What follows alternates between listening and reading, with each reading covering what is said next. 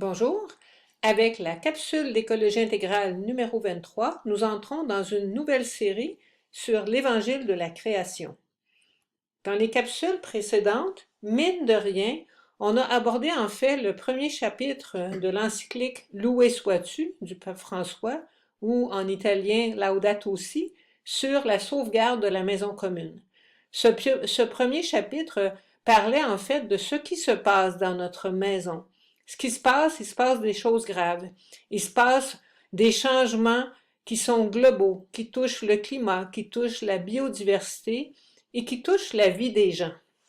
Ce sont des problèmes extrêmement complexes et de quelle manière allons-nous trouver une réponse à ces problèmes-là? Est-ce que la réponse doit être technologique? Est-ce que la réponse doit être politique? Sans doute, c'est nécessaire qu'il y ait des réponses sur ces plans-là, mais c'est pas suffisant. Il faut aussi aller sur un autre plan, parce qu'on ne va pas au cœur du problème si on reste avec des solutions technologiques. Il faut aller du côté de la richesse des êtres humains. Il faut aller du côté des ressources intérieures. Écoutons ce que le pape François nous dit à ce propos. Vous avez devant les yeux une photo d'une petite chapelle en bois qui se trouve à Tadoussac, donc une des premières chapelles de notre région. Alors, au numéro 64 de Loué sois-tu, François dit ceci. Je veux montrer dès le départ comment les convictions de la foi offrent aux chrétiens et aussi à d'autres croyants, donc le pape élargit sa vision aux gens qui ont d'autres sortes de convictions, de grandes motivations pour la protection de la nature et des frères et sœurs les plus fragiles. On voit que le pape François sépare pas la nature des êtres humains. Il remet les êtres humains au cœur de la création avec les autres créatures. La tradition chrétienne a d'immenses trésors de sagesse à nous offrir. Elle s'appuie aussi sur les traditions juives. Donc on a devant nous toute une Bible, l'Ancien et le Nouveau Testament, qui nous offrent de nombreux textes pour nous faire réfléchir à notre manière d'être, à qui on est, à notre rapport au monde. Et une première chose qu'on peut dire qui est fondamentale, c'est la raison d'être de notre monde. Derrière notre monde, il y a de l'amour. Maître qui aime les vivants, toi dont le souffle impérissable les anime tous.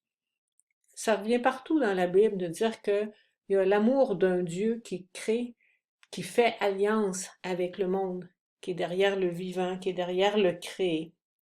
D'ailleurs, commençons par le commencement. Allons voir du côté du premier récit de la création en 7 jours. Il y a un refrain qui revient plusieurs fois. À chaque fois que Dieu a créé quelque chose et qu'il y a une nouvelle journée qui vient de passer, il y a comme un refrain où Dieu vit que cela était bon. Et quand c'est le 6e jour et que c'est l'être humain qui est créé, Dieu va dire, c'était très bon. Donc, une création bonne, faite avec amour. Et allons directement à la création de l'être humain, qui est racontée dans les versets 26 et 27. Et c'est intéressant de regarder comment c'est raconté. C'est plus long que la création des animaux, il y a plus de détails. Dieu, premièrement, commence par partager son projet. Il y a comme un dialogue à l'intérieur de Dieu lui-même pour énoncer son projet. Dieu dit, faisons l'Adam ou faisons l'être humain à notre image comme notre ressemblance. Donc, à notre image comme notre ressemblance, c'est le projet. Et au verset 27, là, c'est la réalisation du projet.